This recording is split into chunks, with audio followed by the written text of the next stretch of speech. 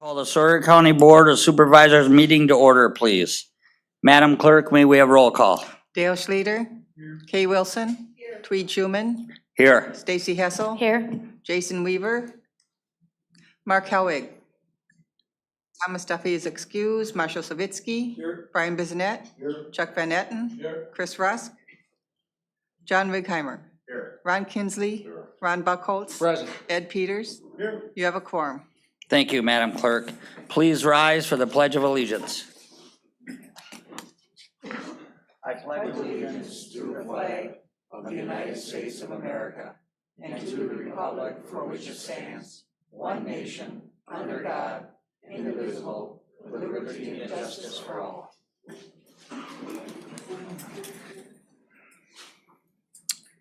Okay, Madam Clerk, certification of compliance with open meetings law, please. This meeting has been noticed to the public and news media as required by section 19.84 of the Wisconsin statutes. Thank you. Meeting agenda has been presented. Number 6, public comment. At this time, members of the public will be given the opportunity to address the board. Please adhere to the following when addressing the board. Comments will be limited to 3 minutes or less per individual. Comments should be directed to the board as a whole and not directed to individual board members. The board cannot respond to your comments during this time. We have our sign-in sheets here, and we'll start with Miss Carol Martin, please. State your name and address.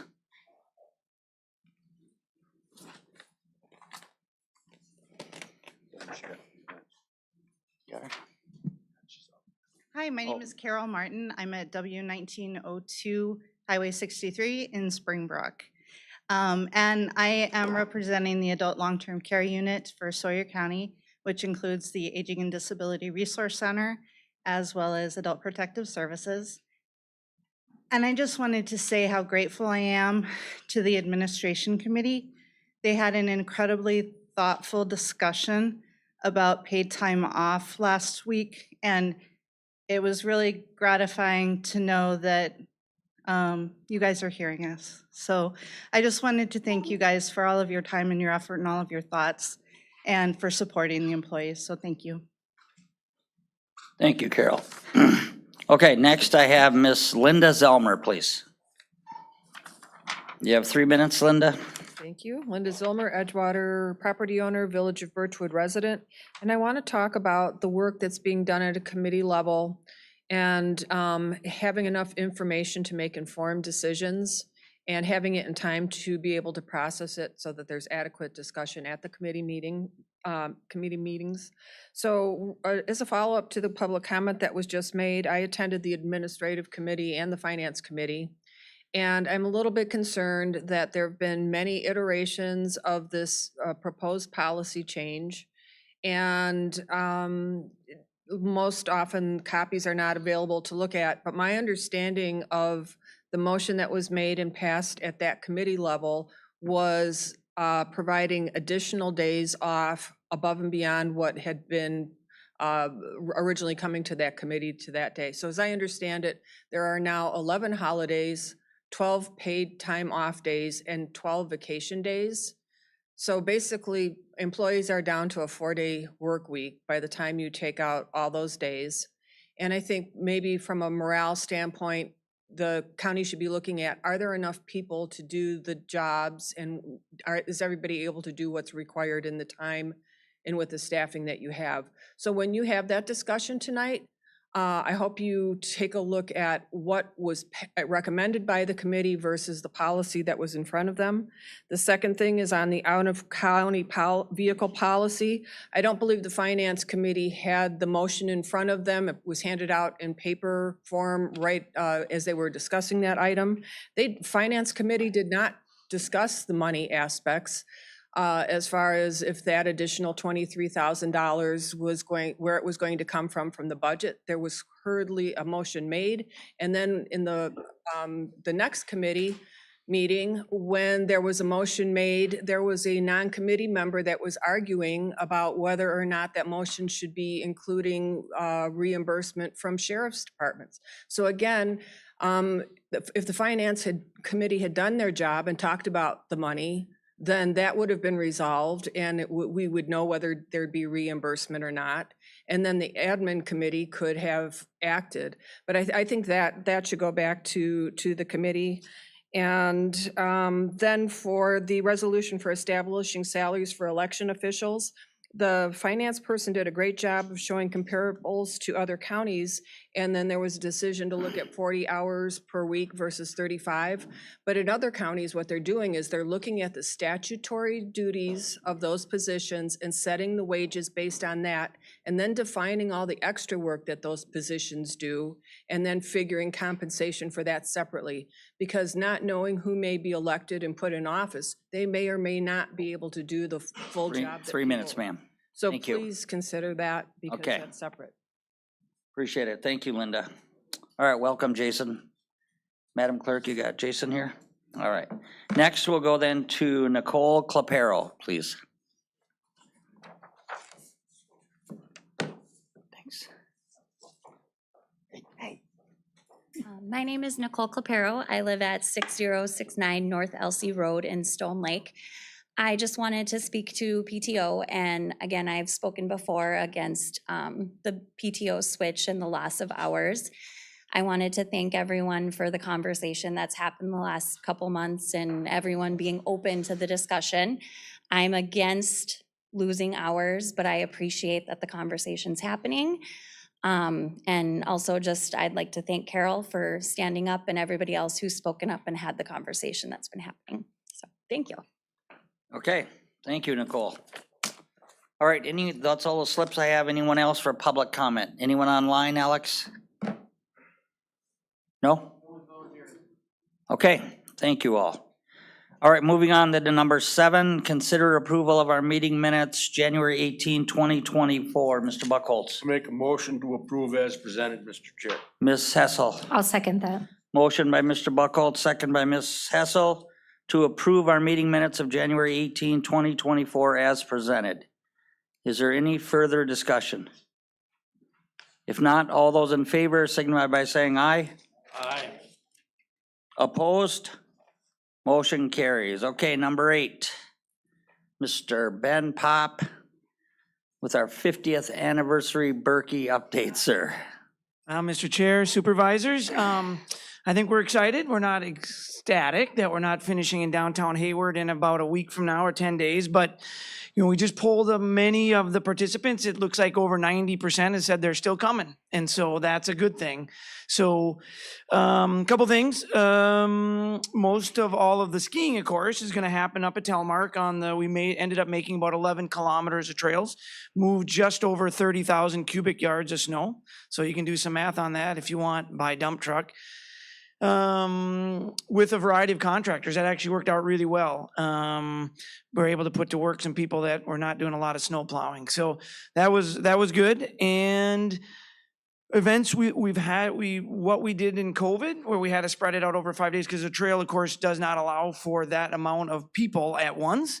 So we're actually going to be skiing over 5 days, Wednesday through Sunday this year. There'll be some events in downtown Hayward. We're still going to have a Barnaberkey in downtown Hayward, the giant skis. So you can still, if you want to know how to giant ski on pavement, you'll have to show up on Thursday. There's some live concerts at the park. There's going to be a couple events over at both the steakhouse and the ranch. So I think hopefully there's a good vibe in downtown Hayward. Many of the people, of course, staying in this area have again expressed their excitement about getting up here and enjoying the snowless Northwoods. So I don't know if any has any questions specifically, but You still are having the expo at the high school, correct? yep, the expo will be at the high school, and actually it's going to be starting a day early because we've had to start events on Wednesday and Thursday, which we normally would have Wednesday but not a Thursday event other than kids. So we're actually it's a bit complicated, but yeah, so there's going to be extra time at the high school, good, bad, or otherwise. So, yeah. Ben, will there still be parking in downtown Hayward and bus up to Telemark? All the or- busing is going to come from Berkey Ridge and the Como lots, actually. Okay, So that'll be all the busing. And busing will run all 5 days. Everybody will have to be bused in, spectators, skiers, you name it. We're expecting on average 5,000 people a day over those 5 days, Saturday being the busiest. Right now, that looks like that could be upwards of 15,000. So it'll be a lot of people in a super small area. But I guess that's just the way it works this year. So hopefully come on up, check it out. It should be fun. Yeah. And hopefully we can get a little shot in the economy for northern Wisconsin. It's been a Right. bit of a hard winter, so. Well, we appreciate all your efforts. Yeah. Go ahead, Did Madam I hear Clerk. today that you're still gonna hold the Barnaburkey and Barkaburkey? Yep, the downtown? Barkaburkey is actually gonna be a double O. The Barnaburkey and the Giant Ski are gonna be down here. So those are gonna be all on foot. On Main Street. Yeah, on Main Street. Yep, exactly. So I'm not actually, I don't know the specifics of when they're gonna be closing a couple blocks for kids to run up and down streets, so. Yeah, hopefully cars and kids running are not at the same time, I would assume, but we'll work on it. Well, we appreciate all you do, Mr. Yeah, Pop. no, happy to. Thanks for all the support. Yep, appreciate it. All right, moving on then, number 9, zoning committee chair report. Mr. Buckholz. Okay. Thank you, Mr. Chair. The zoning committee will hold its monthly public hearing tomorrow at 8:30 in the morning. At last month's meeting, the committee heard one rezone case, which will be discussed on the next agenda item, made approvals for 5 conditional use permits, and 1 was for a new cell tower, and other 4 were for renewals of existing gravel pits. The committee also held a special public hearing meeting on February 7th, which made a recommendation for approval for the Sawyer County zoning floodplain ordinance amendment for adoption of the dam failure analysis for the Fish Trap Lake Dam, which was also discussed as a separate agenda item. The committee continues to work through ordinances and amendment, focusing around multi-dwelling development. And with no additional questions, I will turn it over to Jay and present the rezone cases. Okay, Mr. Kozlowski, Yes, sir, thank you, County we Board got action Supervisor. items here? Yeah, so the first one is rezone number 24-001, Timber Doodle Land Company LLC. It's located in the town of Round Lake, part of the southwest one quarter, the northeast one quarter, tax ID 44891. It is 8.09 total acres, zone forestry 1 and residential recreational 1. Purpose of the request is to rezone approximately 6.42 acres of that forestry 1 to residential recreational 1. That is specifically land north of River Road, is included on the maps of your packet. With the approval of the rezone, the applicant would then look at doing a 4-lot certified survey map of this area, extending those lots from the lake shore across the road to provide better building opportunities on the non-lake shore side. If this property was kept as part of the Forestry 1 zone district, it would require a 5-acre minimum lot size with 300 feet of width. Thus, the zone district change is being requested. Town of Round Lake future Town of Round Lake comprehensive plan map shows this future area as private forestry. Private forestry is defined by the town comp plan, does have a recommendation of 5-acre lot minimums. However, there are several other properties in that area that have less than 5-acre minimums already, specifically properties on the north side of River Road. Taking that into consideration, the current surrounding use is light residential and forestry, and the town of Round Lake did approve the rezone request on January 11th. 7 additional notification letters sent out to property owners within 300 feet. None were returned. At the Sawyer County Zoning Committee public hearing, it was recommended for approval, vote 5-0, with the findings of facts that are also included in my staff report on your packets. And Jay, this follows the comprehensive plan that they've laid out? It does, but it also kind of doesn't, because they do state it as private forest, which has a recommendation of 5-acre minimums. Again, that comprehensive plan is a guide to use as a tool, but it's not an all-encompassing, this is the letter of the law. And be it that the town of Round Lake approved the request, I do feel that that's why zoning committee also made the recommendation for approval to county board. Sure, thank you. Okay, pleasure of the board. Mr. Buckholz. I make a motion to approve the rezone number 24-001. Mr. Righeimer. I will second. Okay, motion by Mr. Buckholz, second by Mr. Righeimer to approve the rezone number 24-001. Is there any further discussion? Mr. Helwig? Okay. If not, all those in favor signify by saying aye. Aye. Opposed? Motion carries. Okay, letter C, sir. Yeah, so the next one is rezone number 24-001S. This one's a little bit unique. This is a Town of Spider Lake rezone request. We don't see a lot of these. We see maybe one every about 5 years. And ultimately, the Town of Spider Lake has its own zoning jurisdiction. So it is not something that comes to the Sawyer County Zoning Committee for approval, but the town votes on their own rezone request. But ultimately, you, the Sawyer County Board of Supervisors, is still the legislative body that has to ratify the zone district change. This is for Lee and Lori Siebert, located in the northwest one quarter, the northeast one quarter. Tax ID tax ID, PIN number 028-642-321205. Site address of 12858 Newmeyer Road. It is 14.36 acres, zoned forestry 1 and residential recreational 1. It's actually split zoned as included within the maps in your packet. The purpose of the rezone request is to rezone the forestry 1 portion all into RR1. That area subject to the rezone request is approximately 5.38 acres. The motion was approved unanimously at the Town of Spider Lake Board level. They did have some other conditions onto their rezone request, which they actually held a separate special town board meeting and then later removed those said conditions. So at this point, the resolution that you have in front of you is a recommendation of approval from the Town Board of Spider Lake for approval of that 5.38 acres of forestry 1 to residential recreational 1.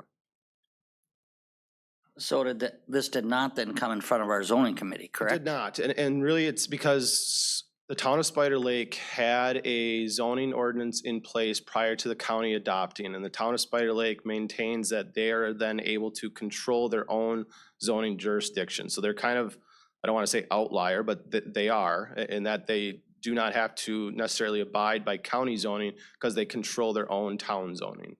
But again, as a legislative body to enact a final rezone, it still requires county board approval. So we skipped the zoning committee process for Spider Lake. All right. Pleasure, Mr. Righeimer. I will make a motion to approve rezoning 24-001. S. I'll second that. Ms. Hessel, second. Okay, motion by Mr. Righeimer, second by Ms. Hessel, approving the rezone 24-001S as presented to us by Jay and the Spider Lake Town Board, correct? Yes. Town Board approved it unanimously? Yes. Okay. Is there any further discussion? If not, all those in favor signify by saying aye. Aye. Opposed? Motion carries. Jay, letter D. Yeah, next we have the dam failure analysis for Fish Trap Lake Dam. Ultimately, a dam failure analysis is, I guess we'll call it somewhat of a regulatory piece in which when we adopt into our floodplain ordinance, it looks at the hydraulic shadow where if that dam was to fail, that those areas below the dam would be inundated by floodwaters. When we put that type of regulatory piece into our floodplain ordinance, it actually prohibits building within those locations because if the dam was to blow, you don't want a house built in that floodplain area. As part of approval of the dam failure analysis, this also keys up with a grant that we're proceeding with called the Municipal Dam Grant, which will be held as part of the Land, Water, Forest Resource Committee update. But ultimately, approval of the dam failure analysis gets us more points as part of that grant process. So what you have in front of you is a resolution to amend the Sawyer County zoning floodplain ordinance.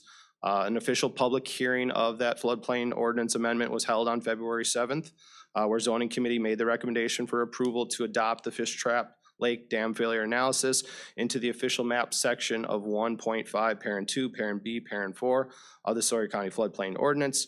And we'd be seeking approval for that adoption. Okay, Ms. Hessel. Make a motion to approve the adoption of that ordinance.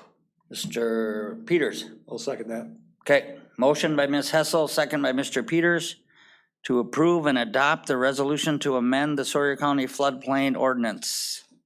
Correct, Jay? Yep, to adopt the dam failure analysis into the official map section, but I think you covered it as well. Thank you. Good. All right, is there any further discussion? If not, all those in favor signify by saying aye. Aye. Opposed? Motion carries. Good work, Jay. Anything else, Mr. Buckholz from zoning? Nope, that's it. Thanks, Jay. Thank you, Jay. All right, moving on then to number 10, Public Works Committee, Mr. Kinsley, Chair report, sir. Thank you, Mr. Chairman. In the maintenance department, they have finally have the heat pumps working correctly by replacing some, and they have the building basically complete now. At the airport, the big thing coming is the master plan is put together. There's gonna be a special master plan meeting on March 6th. There'll be a meeting in the afternoon, and then the public is welcome at 5:30. The meeting is anticipated from 5:30 to 7. And that's ran by who, Andy, please? Our consultant is Kaufman and Associates. Yes, What is the date of that, Mr. Kinsley? March 6th. March 6th. Okay, The highway department has put the road bans on, has slowed a lot of the truck traffic down. LCO has communicated with the highway department asking if they could put on their own road bans, and they were following the Sawyer County's guidelines, and that has been accomplished. They're asking to be able to travel on Highway K so they can continue to work on their medical building. new clinic, yep. The crews have been out brushing on Highway 27.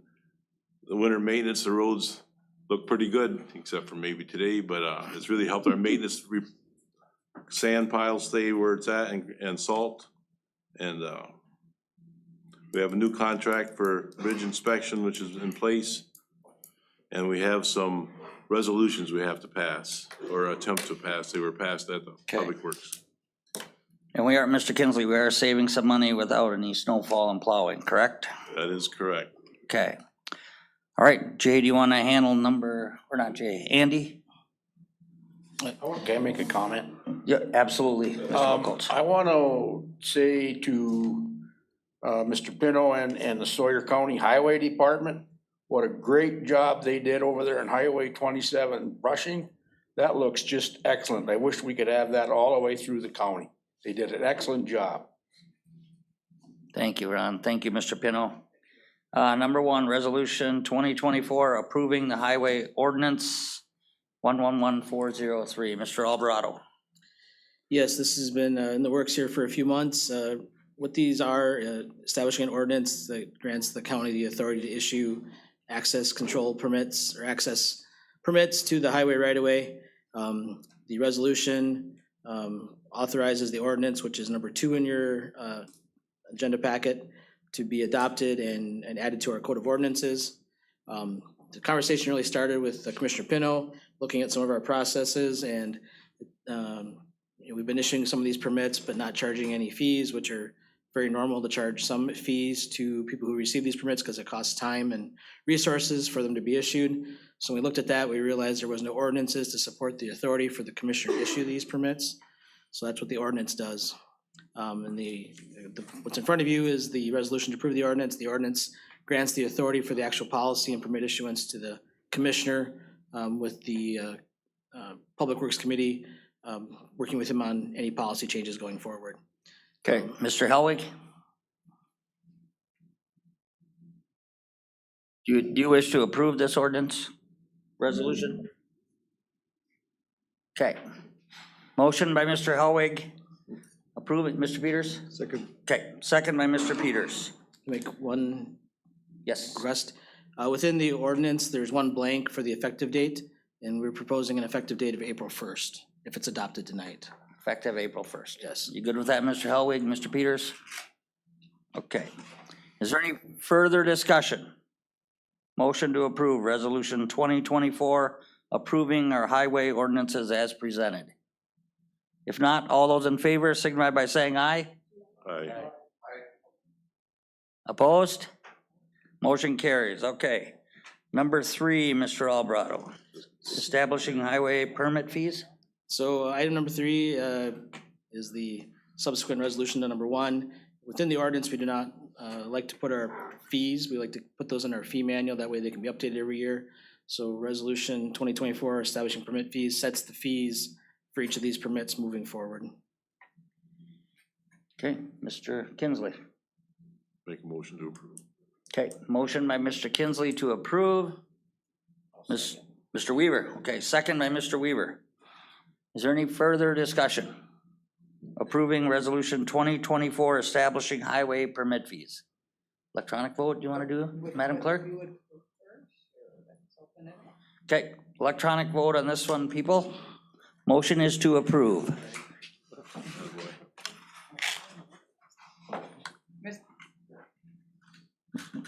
Okay, are we open? We are now. Mr. Okay. Helvig, could you cast your vote? Lynn, you lost. Not on there. You lost your screen, Lynn. It just has to be drug over. There you go. Voting is Okay, open? voting is open. Motion is to approve.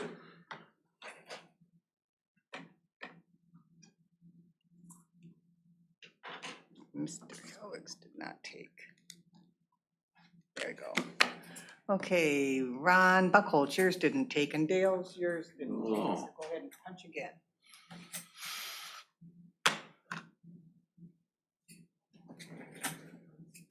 Yep. Which one did you want? Okay. There it took. Okay, what do we have, Madam Clerk? 13-0, it passes. Okay, motion carries. Thank you. All right, anything else, Mr. Kinsley, for Public Works, sir? Yes, one more, please. Okay, Ribbon cutting date. Been talked about at Public Works, and we're looking at the dates of potentially May 8th or May 16th. May 8th is the night of Public Works meets, and May 16th is the night County Board meets. Okay. That concludes my report at this time. all right. And the ribbon cutting is for the new courthouse addition? That's correct. Thank you. All right, thank you, sir. Moving on then to number 11, Public Safety Committee Chair Report, Mr. Buckholz. Okay, thank you, Mr. Chair. The Public Safety Committee met on February 1st. Circuit Court Judge Yackel reported that their first person was introduced into the drug court system, and the trial went smoothly. The courthouse remodel update, I'll leave that for Andy. Clerk of Court, a written report was provided. There are 6 jury trials scheduled for February, and at this time, revenue collected through SDC and TRP/DOR for a period of 12/27/23 through 1/23/24 was $9,225.82. Sheriff's Department report, patrol report was written by Lieutenant Rapinski. Total crashes for 23 were 305 with 81 personal injuries and 5 fatalities. They are currently proceeding as a Berkey will run as expected until they are notified of the changes in plans. Jail report was provided by Chief Sedera. We currently have 6 individuals on electronic monitoring and 1 on Huber. The joint powers agreement by Mrs. Rapinski had been sent out, and agreements for signatures and annual renew. And communication specialist, I'm not gonna read that one. Code enforcement specialist, Mr. Brandon Litchard is no longer with us, but he gave us a report. Emergency management, written report was provided and reviewed. 2 trainees have moved to regular part-time positions, and applications have been received for vacant overnight shifts. They have been working closely with the American Birkenbeiner for planning, as well as many different agencies are partook in 3 different tabletops for preparedness. They have been meeting with the townships during the monthly town board meetings for introduction, assisting with emergency operation plans as needed. Dispatch call volume is slightly down from last year. Child support, written report was provided, $374,137.64 was due, and collected was $267,726.42.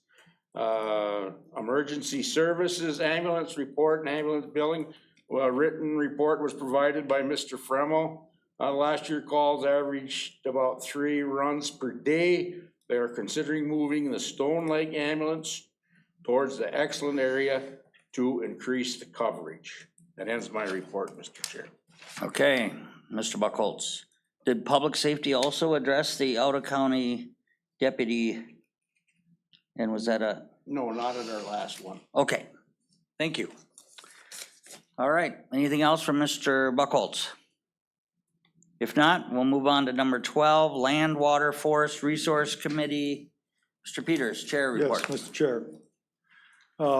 Land, Water, and Forest Resources Committee met on February 7th. Land records and county surveyor provided written reports. They have submitted a grant to get land records online.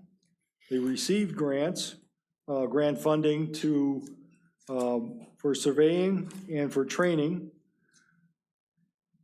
The real property lister report indicated that updating of assessments is ongoing. Recreational trails is mostly ATV, UTV, and but stakes have been removed from lakes because of unsafe ice to avoid having people think that the ice was safe. Forestry advised that there were 17 active sales in January on 1,520 acres. The early installation of or enactment of road weight limits has caused some concerns for logging, and extensions are being requested. Forestry is working on record requests for the carbon credits, and DNR Forestry has been very active in the field because they can get into the field and get work done that they weren't able to get done last year. Emergency fire wardens have been appointed, and we reviewed those permits or those people who are distributing them, but most permits are applied for online because the DNR has that facility.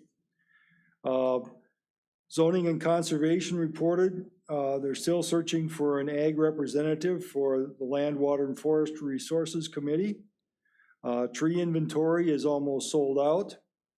The committee approved wildlife damage claims submitted, and payment will be made by the state of Wisconsin. Resolution was passed and forwarded to the county board for the county to participate, for zoning to participate in the DNR municipal dam grant program for work on Fish Trap Lake Dam. And we just had some evidence of that from zoning.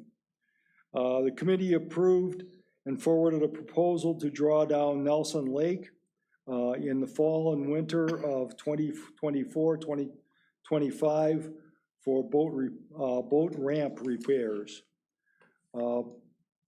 Besides that, the LCO report from Mr. Bissonette was that they've been working with the ATV-UTV Alliance on resolution of ATV trails, and they're supporting the county's application. And they're looking at changing some of the ATV-UTV codes and be working with Mrs. LaRue on that project. We have two other items under our heading, and one of those has been postponed. That is the release of reserved rights for flowage easements and gravel pits in the parcel in the town of Winter. And Mr. Alvarado may have more on that. Yes. And we'll follow that up with a resolution on participation for the Department of Natural Resources Municipal Dam Grant Program. Okay, thank you, Mr. Peters. Mr. Alvarado, do you care to comment on letter B, sir? Yes, we were contacted by the realtor involved, and this was a request based on a real estate transaction that was to occur, but the realtor contacted us this week, and that transaction has been canceled. However, there's a new buyer for that property, so they intend to resubmit this to the committee next month with the correct deed and correct buyer on it. Okay, thank you. All right, Mr. Kozlowski, letter What do we have here? Letter C, resolution municipal dam grant following your zoning report, sir. Yeah, so as part of the municipal dam grant, we had indicated as part of our capital improvement project request, going back to probably 2021, that we were earmarking Fish Trap Lake Dam to be our next dam repair replacement project. The municipal dam grant is a 2-year cycle, which you need to either apply for or you're out of that 2-year cycle. Work would be scheduled to occur on Fish Trap Lake Dam as part of the end of 2025, 2026, but the dam grant deadline is actually of March 1st of next month. So what we have here in front of you for this resolution not only gives me authorization to secure that grant funding and sign for the grants, but it also then puts the onus on the county that we have the money to pay for those repairs when that project, comes up.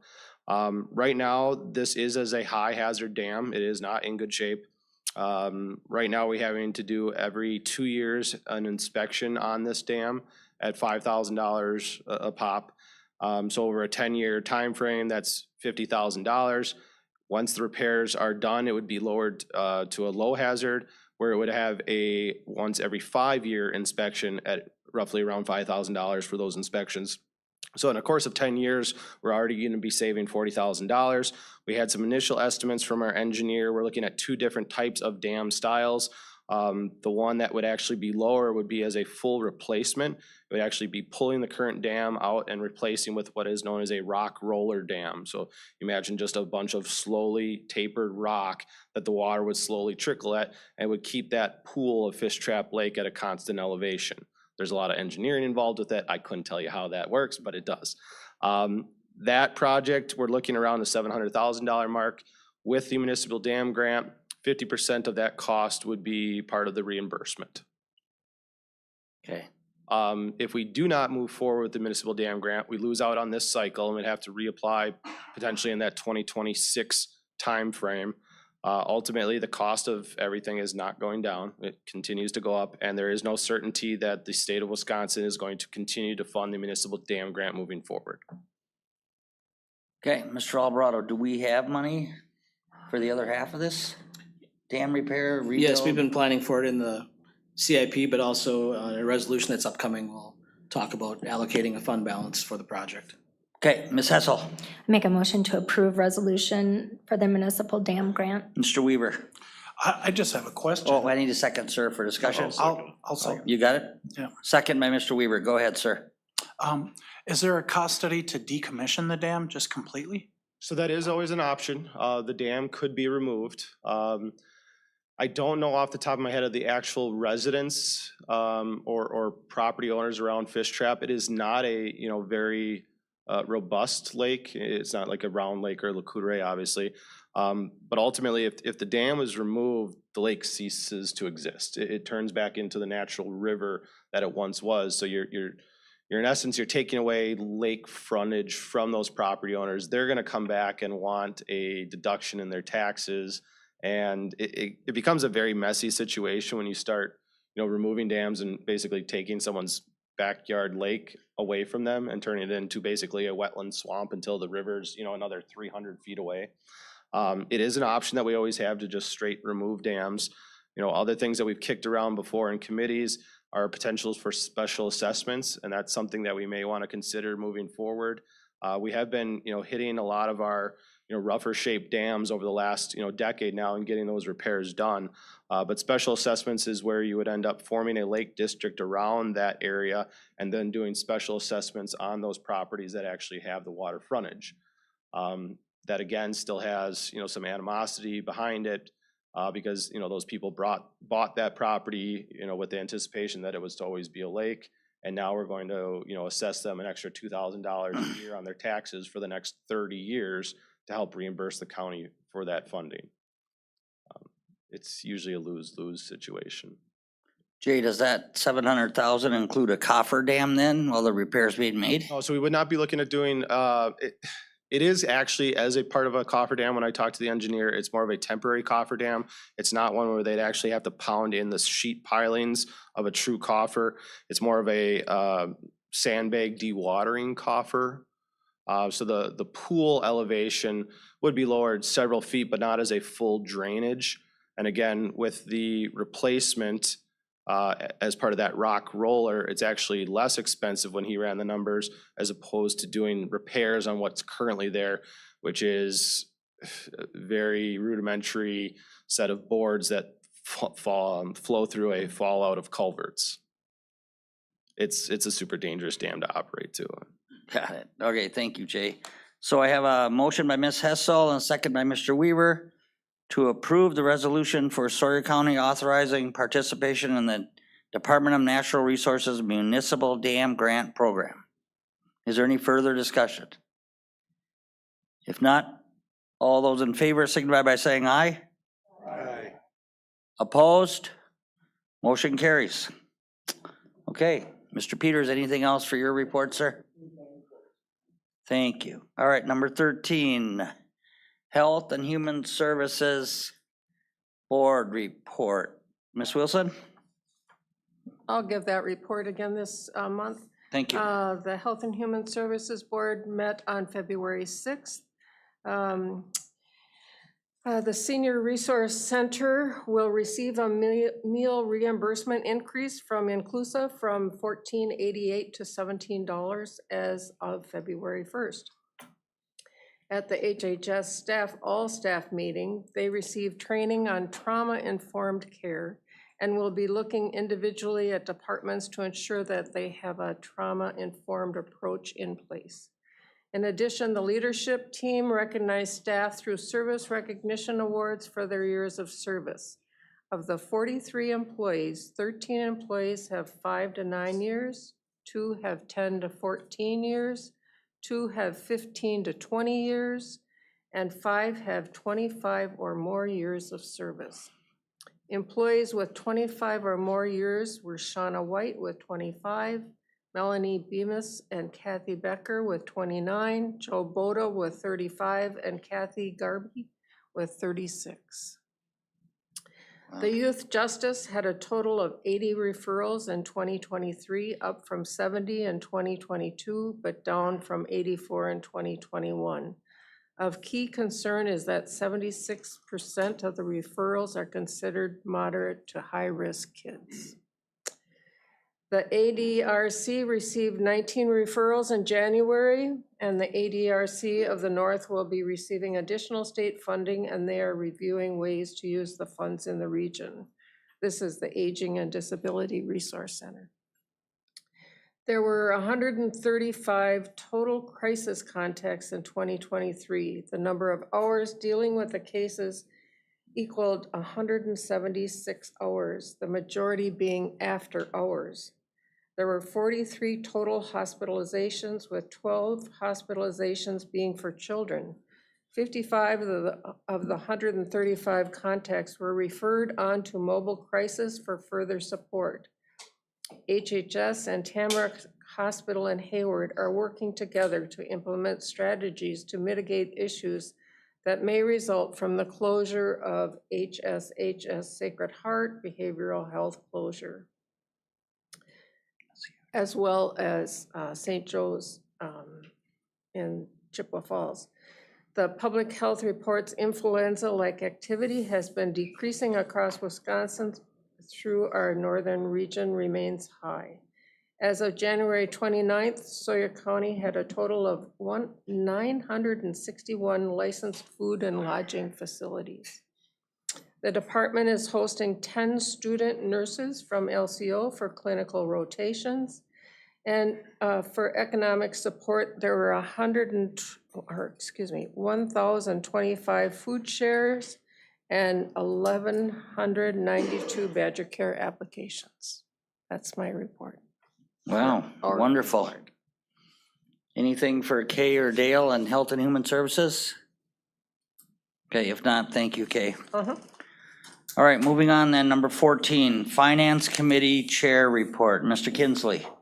Thank you, Mr. Chairman. The Finance Department report, sales tax distribution was provided for us, showing that the sales tax is going down a little bit this year from previous year.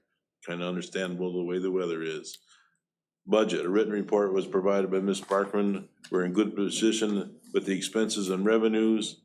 Presently, capital improvements include a squad car, IT equipment, and the heat pumps for heating the buildings over in the jail. Tourism analysis, Mr. Markman put this together. It's the first time he put this together for us. He did a nice job of that. And over the last 3 years, inflation has had a negative effect on the trends. In other words, we're still going up. We had a resolution regarding 3 projects, $500 in resource development fund for the dam project we just heard about, money for the highway department, and the final bills for the courthouse addition. Investments, income is strong and the rates are quite strong presently. We've made $92,000 in interest in the last month, so that's really well. We also had a resolution regarding the elected officials, and we'll talk about that in a minute. And we also had information regarding the out-of-county vehicle travel, and we'll have that coming up in a little bit also. We get an ambulance report with the expenditures of over 120 days old. We're anticipating that we're gonna still be getting some of that money once the bills for the ambulance system have been out there for after 120 days. That concludes my report. Okay, thank you, Mr. Kinsley. All right, Mr. Alvarado, we have a resolution, letter B, designating 2023 fund balance, sir. Yes, like has been mentioned, we've talked a little bit about this. Our general fund balance is running high right now due to the last couple of years with sales tax revenues being up. Stumpage has been over budget. Last in 2022, it met the budget. So we have the ability to move some funds move monies from the general fund to other projects. So as been mentioned, the Resource Development Fund for the Fish Trap Lake Dam project, we'd like to allocate $500,000 of the general fund to the Resource Development Fund. That's what the Resource Development Fund is, an established fund for this purpose. There used to be a stream of money that used to go into it until budget times were difficult here, and that stopped. We transferred money into this fund in 2022 for the, Lake Loretta project that was completed. So we're proposing to do that again. The Highway Fund, and this is not additional spending in the Highway Fund. This is basically a cash flow measure to increase their fund balance. So as they have expenses, it's run as a separate fund of the county, an enterprise fund. So this allows them to have additional cash flow. And then the funding that's allocated, the courthouse addition fund would replace the issuance cost. You know, when we do a bond issue, you don't realize all the money that you've borrowed. Part of it goes to the attorneys and the bond counsel. So this will replace those funds in that project. These would be one-time transfers effective at December 31st of last year. Okay. Pleasure of the board, then I have a resolution designating general fund balance and transfers. Mr. Buckholz. Make a motion to approve. Okay, motion, Ms. Wilson. I'll second that. Motion by Mr. Buckholz, second by Ms. Wilson to approve the resolution designating 2023 fund balance as read in the record by Mr. Alvarado. Okay, is there any further discussion? Mr. Hellwig? No? All right, this is an electronic vote, Madam Clerk. Motion is to approve the resolution. Voting is open. Voting is open. Mr. Hellwig, can I collect your vote? Okay, I think they all came in, did they not? Let's see. It passes 13-0. Okay, motion carries. Thank you. Thank you, everyone. All right. Letter C, Mr. Kinsley. Letter C was a resolution that we had approved of the salaries election of the elected officials, which is clerk, register of deeds, and treasurer. I received a call from administration asking if we would postpone that 1 month. He came across some more information that came into him on Friday. I suggest that we do that. Okay. Ms. Hessel. Make a motion to table the established elected officials' wages resolution. Table, postpone. Wonderful. Second by Mr. Schlueter. Motion by Ms. Hessel, second by Mr. Schlueter to postpone the resolution establishing elected official wages. Okay. Any further discussion? Until next month, correct, sir? We have to deal with it next month. We have to have it set by April, so these people could take out papers. They start taking out papers in April, yes. Got it. Any further discussion? If not, all those in favor signify by saying aye. Aye. Opposed?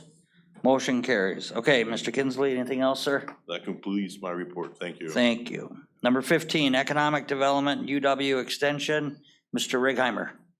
Thank you, Mr. Chair. We met on February 5th. We had a good presentation from the University of Wisconsin Extension Department. First, they advised us that on August 7th, the Extension Northwood Showcase will take place. The majority of what they talked about, though, was delivered by Matt Cures, shared a PowerPoint presentation regarding Sawyer County's population and economy. He reviewed the change in population over time. Sawyer had the larger growth rate in the last decade than most of the state of Wisconsin, largely during the pandemic because of the recreation amenities offered. Net migration by age groups and community patterns were reviewed. Individuals working remotely from home increased significantly. Sawyer had a job opening spike in openings prior to the pandemic, and it has remained fairly high. Unemployment rate patterns in Sawyer have followed the rest of the state and nation. We have more job openings in the state than we have employable individuals. Populations of individuals aged 65 and over has increased, more notably in northern and central Wisconsin. Labor availability in Sawyer County will continue to be an issue going forward due to our age demographics.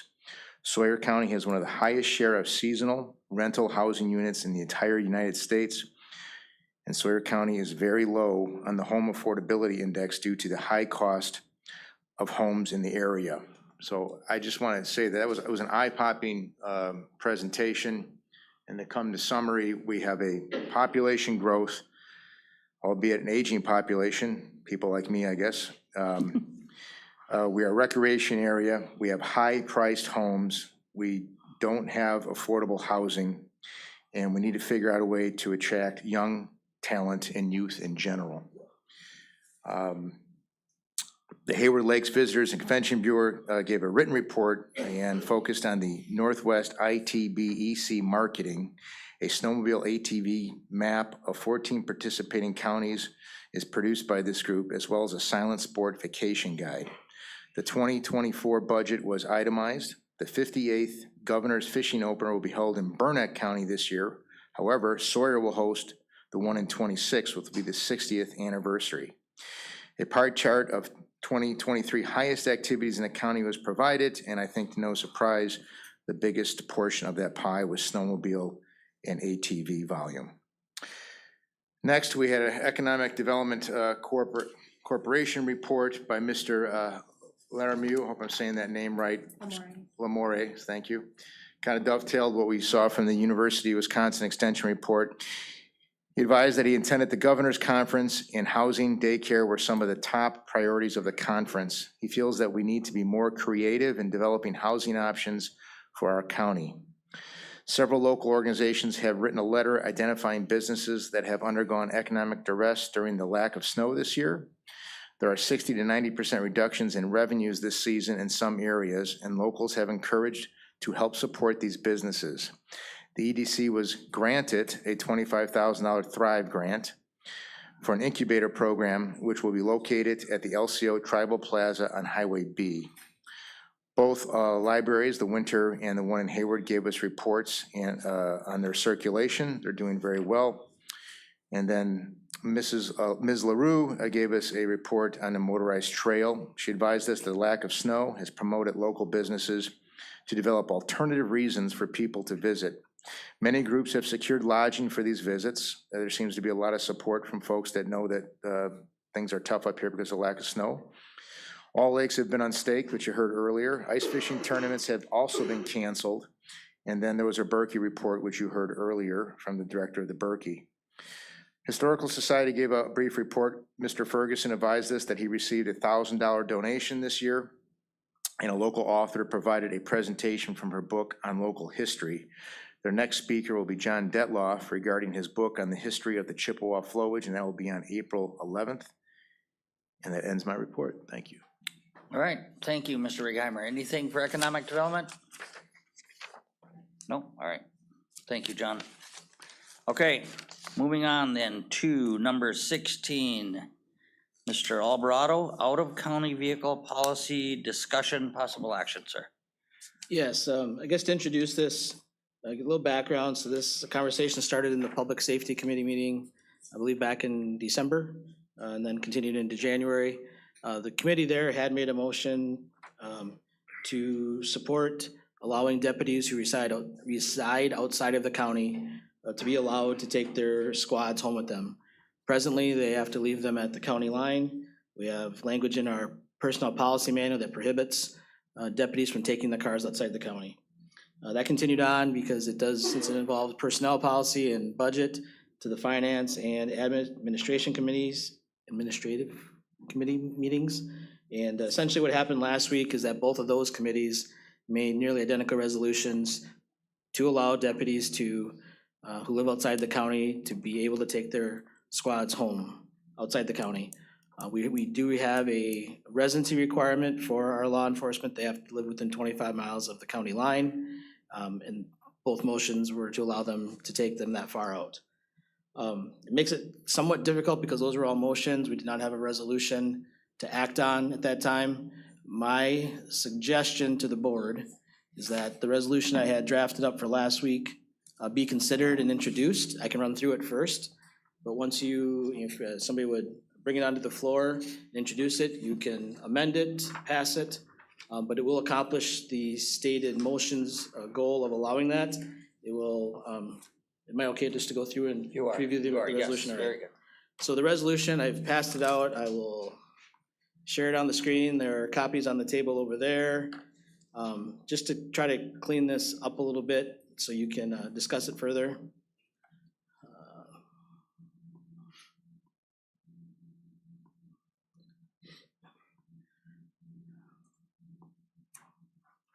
So the resolution essentially outlines what I just said, that this would amend the county vehicle policy and the 24 budget to accommodate the change in policy.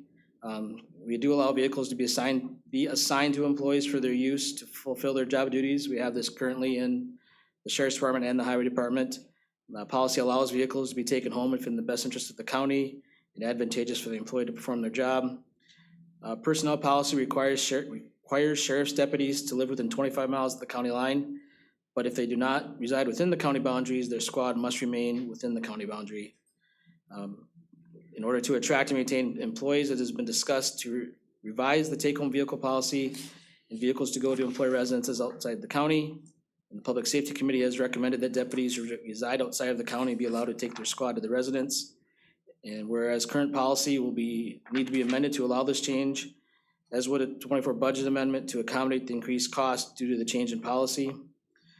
Therefore, be it resolved that the board does hereby amend the county personnel policy as below to allow assigned employees to be, there's a word missing, allow assigned employees to take their squad home outside of take their vehicle home outside of the county boundaries. I apologize, there should be the word vehicle in there. So the change in policy is outlined in our policy manual under new employee recruitment and onboarding. We have a paragraph that currently states that sheriff office deputy employees will need to live within 25 miles of the county line. I've added in by road because currently we do not have a definition of how we measure that. And then would delete the language that's struck there of if an employee does not reside within the county boundaries, the county squad must remain within the county boundaries. And then currently states that employees have 1 year to meet the residency requirement, that would stay. And then in another section of our policy manual, it has section 4, facilities, equipment, and vehicles. Use of county vehicles, added the language that's highlighted at the bottom paragraph lines 53 through 55. With approval, employees assigned a take-home vehicle for the purpose of performing their job duties under the section, thank you, will be allowed to take their vehicles to their residence if they reside outside of the county. And then, so those are the policy language changes that we currently have in our manual. And then 56 starts with a small budget amendment. We anticipate this affecting the sheriff and highway department budgets. This covers the cost of additional gas, oil changes, tires, things like that for each of the departments. Just that you might be aware that we've discussed a larger number for the sheriff's department of the actual financial impact, that's a long-term number that takes into account the additional potential to turn over another car every 3 to 4 years. This just covers this year's budget. We would address any additional cars in future CIP budgets. Okay, so by approving or accepting this resolution, amending our county vehicle policy, this is a cleaner way, in your opinion, to amend the budget and the policies. Yes. Mr. Buckholz. Mr. Chairman, I'll make a motion to put this resolution on the floor. Mr. Alvarado kind of went over it, so I don't need to read it again, do I? No, you went through it. We do have an edit there with vehicle after, on line 18, correct? Adding the word vehicle, Oh, take yeah. home vehicle outside of the county boundaries. Yeah. Okay, I got a second, Mr. Kinsley. I got a motion by Mr. Buckholz, second by Mr. Kinsley to approve the resolution as presented by Mr. Alvarado, amending the county vehicle policy and the 2024 budget to accommodate this change in policy. Is there any discussion? Mr. Helwig? Mr. Peters? Mr. Peters? I just had a question here. Lines 31 and 32, newly hired employees will be required to meet the residency requirements within 1 year so that they would need to move into the county after 1 year? Within 25 miles. Or within 25 miles? Yes. Okay, thank you. Okay. Mr. Schleter?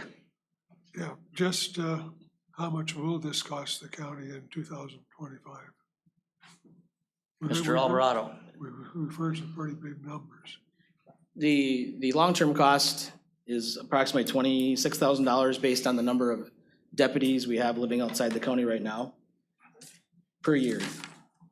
Because that's but we don't realize those costs this year. In year 3 or 4, if we stay on the same schedule as of how we turn over our squads, we'll need to acquire an additional squad every 3 to 4 years. And that's $60,000. So you put 20 each year plus the 6 of operating, or 6 and 6,500, whatever it is. That's what the annual impact is. It's a lot of money. But for this year, could you reiterate what the cost would be for 2024? Could you say that number out loud, please? 7,000. We're estimating 7,000 of fuel, tires, operating costs. Mr. Kinsley? Did you have another comment, sir? Yes, please, thank you. The numbers we were given at finance was 23,800, so that's very close to the 26,000 Mr. Abbott was talking about. Now, think about how much it's gonna cost if these vehicles are sitting at a neutral site and it gets damaged. How much damage can happen? None of us wanna imagine that. So this is a pretty cheap fix for that, I believe. Thank you. Okay, you're welcome. Okay, so we got a motion by Mr. Buckholz, second by Mr. Kinsley to approve the resolution. If there's no further discussion, we've got an electronic vote in front of us. Motion is to approve the resolution. Are we open? You're open. Polls are open. Mr. Helwig, cast your vote. Okay.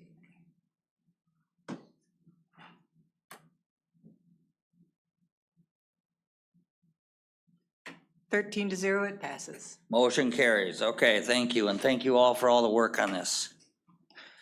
All right, moving then to number 17, Mr. Alvarado, the employee paid time off discussion with possible action, sir. Chairman, can I ask a question first? Oh, yes, yes.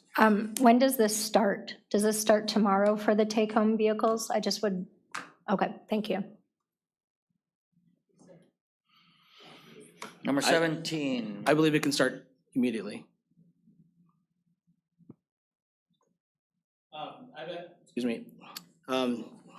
Just a quick update at the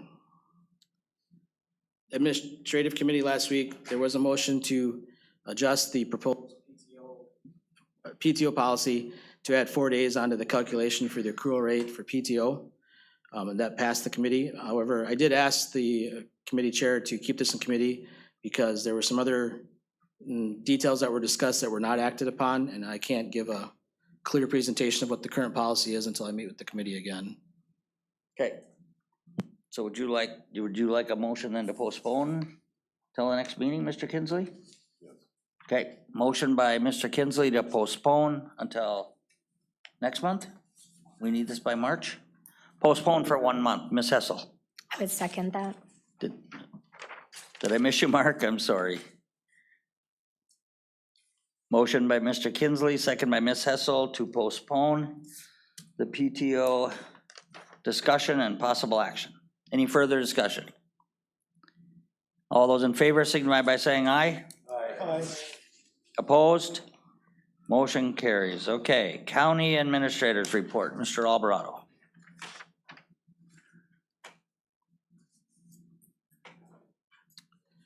Like Mr. Kinsley said, we've pretty much reached the end of the courthouse project. Punch list items have been completed. The floors and HVAC are completed, as is the AV. AV's essentially 99% done, but we're proceeding to close out and wrapping up, getting all the final invoices in and getting that addressed. We are working on a ribbon cutting, open house in May, recruitment. We still have a position open in the clerk of court's office, sheriff department, dispatch and jailers, ambulance, primary need is paramedics. We've posted the code enforcement specialist position and deputy director in HHS. Sheriff's Department and EMS have been out at career fairs this week promoting opportunities with the county. The grievance that I discussed last month with the county board, to give you a brief on, will be heard by the administrative committee on Tuesday of next week. We're moving with a review of the HR manual just for periodic updates. We can have our insurance company send that to an attorney, so we're taking advantage of that. We are planning a countywide employee training day on March 6th. We've lined up presentations. There will essentially be 2 half-day sessions that are required for employees and then some optional sessions on the alternate part of the day. But there'll be active shooter lockdown training, workplace generation issues, bloodborne pathogens, first aid, wellness. We'll be doing tours for the employees of the jail and courthouse expansion, and potentially some Microsoft Office applications. So we will be finalizing that and then inviting the board to participate as well. As you've already heard, when we talked about the fund balances, the wrap up of the 23 budget's underway. Projections look good. Sales tax numbers are strong. Stumpage was strong. We didn't have any unanticipated higher than usual cost in human services. So everything is trending in the right direction. We're only February 15th. Things are a little rocky in 24, but plenty of time to catch up, hopefully. Corporation council work. We're waiting a response from the DNR and the Billy Boy Dam and the water level issue. The usual land use zoning items, and then right now we're focusing a lot of ordinance development. So you saw some of that work tonight with the highway access ordinance and related items. Tourist rooming house ordinance is going back to the ad hoc committee end of this month. Animal control updates, and then also some internal policy related to those items. I think Mr. Buckholz gave you an update from what CJCC has been talking about with both diversion and treatment, recovery court up and running, and the fentanyl campaign is continuing. Airport, no update from last month, just to reiterate, Mr. Kinsley said that the master plan public meeting will be Wednesday, March 6th in the afternoon here in the courthouse, as will the public information workshop in the evening in the boardroom. And if you ever want any updates of where things are at with the consultants' work, I have the website listed there for people to look at. The EDC did receive a WEDC that was from a grant from the Wisconsin Economic Development Corporation, a Thrive grant. So we'll provide them assistance to develop a business incubation program on site. We signed on as a partner in supporting the application, as did LCO. I understand LCO is actually offering the Travel Plaza as a temporary home for the incubation site. That's a great step towards assisting potential businesses. And we've had additional discussions on public-private partnerships for housing development. No update on broadband. We're just awaiting the BEAD maps to come out, as well as updates on the last round of applications that went in. I think just an LCO item, Mr. Kinsley mentioned that we've had some back and forth discussion on road bans and how those are going to be handled regarding roads within the reservation boundaries. Ethics Committee did meet, heard a complaint and the response that council provided. There was no further action needed or deemed necessary by the Ethics Committee. And then we also reviewed and approved a new conflict of interest and economic disclosure form that'll be coming through the committees next month to the board for approval. Essentially getting ready for April elections, and when people are sat, we want to have a better form for elected officials to fill out to disclose any conflicts of interest. And with that, the clerk and I have met to start talking about new board orientation and training in April. I know it's a ways away, but the good news is that WCA and UW Extension have scheduled both the district meetings and board training sessions for here in Hayward. So hopefully we'll get good participation from the board. Other noteworthy items, we're working a little bit on safety, doing a department focusing, starting with highway, and then a couple other departments this year, looking at safety procedures and documentation. Proceeding with some space adjustments for offices and safety improvements in the courthouse. The radio network, we have a new vendor. GenCom is in place as of the first of the year, and they're getting up to speed on all of our current infrastructure and needs. And we'll anticipate they'll be coming back with some recommendations on how to improve our current radio system. Carbon credits. The plots that were placed in the county forest to test the growth rates have been completed. The forest administrator and myself have a meeting tomorrow with the company that we're working with, just to get an update on where everything sits and what the market currently looks like. And then the chairman and I attended the Wisconsin County's legislative exchange last week. Heard all the updates from the legislative updates by each of the houses and the party leadership in those areas. Some economic development initiatives. Cybersecurity is a big issue still for counties, but the other thing that's growing now, which in the grand scheme of things is a good thing, it's probably going to be a little scary to start with, but AI was a topic that we heard some information on, and how counties are starting to incorporate artificial intelligence into their operations. A couple legislative bills going forward. Register of deeds. They were considering, I think, this week towards the end of the session here on different split of the transfer fees so that the counties would retain more money. And then with the Brewers Stadium, we also are receiving a little bit more money from the sales tax and how that's administered. Forward Analytics, they're like the research arm of the Wisconsin County Association. Usually have a really good data presentation, like Mr. Righeimer said about Matt Kurz's presentation. We heard the same thing. Explosion in the aging population. This is consistent with what we expected. We had the baby boomers exit the job market, and so you have the great void of not enough workers. And now as they age, we're gonna have the explosion in elderly population, aging population, whatever word's more appropriate. And how do what's the housing gonna be like for them? How do you deliver the services? So they, kind of, Forward Analytics does a lot of good data, but it's usually a lot of doom and gloom about the challenges we face. There was. Yeah. And they talked about the labor shortage, that we're not having 8 kids anymore, Right. 1 or 2. So that doesn't replace everyone that's retiring. And then we have an executives administrators group, and we're focusing in on county court costs. The court is essentially a state operation.